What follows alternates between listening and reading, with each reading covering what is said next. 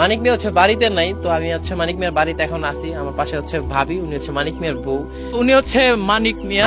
সাদ ইবনে মুআজ রাদিয়াল্লাহু তাআলা একদিন নবীজিকে বলছে, ইয়া রাসূলুল্লাহ, আমি যদি কোনোদিন আমার স্ত্রীকে দেখি পর পুরুষের সাথে 1 মিনিটের জন্য কথা বলছে, আমি আমার তরবারি খাত থেকে বের করে এক কোপে গর্দান ফেলে দেব।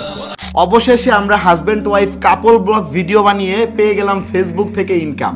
আমরা ইনকাম করছি হচ্ছে কি আপনার 1 মাসে 1,44,000 টাকা। এটা হচ্ছে আমাদের 1 মাসের কাপল ব্লগের ইনকাম। স্বামী স্ত্রীর একান্ত মুহূর্তগুলোকে ভিডিও করে করে মানুষকে দিচ্ছেন, আপনার বউকে মানুষের সামনে উপস্থাপন করছেন। কেন? অ্যাডসেন্স করে কিছু পয়সা কামাই করবেন সেজন্য। তো এতটুকু লজ্জা যার নাই, সে তার স্ত্রীকে সোশ্যাল মিডিয়াতে তার স্ত্রীর সৌন্দর্যকে সেল করছে কিছু টাকা কামাই করার জন্য। মানুষের চোখের ক্ষুধা মিটাচ্ছে, মানুষের চোখের চাহিদা মিটাচ্ছে, এটা মিটায় সে কিছু টাকা কামাই করছে। এটা হলো নির্লজ্জতার চূড়ান্ত রূপ, সোজা কথা। আজকের এই ব্লগে আমরা যে চ্যালেঞ্জটি খেলছি সেই চ্যালেঞ্জটির নাম হচ্ছে never have I ever challenge. আর রেডি গাইস?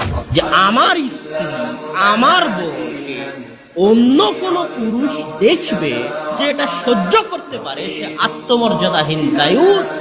রাসূল সাল্লাল্লাহু আলাইহি ওয়াসাল্লাম বলেছেন, লা ইয়াদখুলুল জান্নাতা আদ-দায়ুস, দায়ুস জান্নাতে প্রবেশ করতে পারবে না।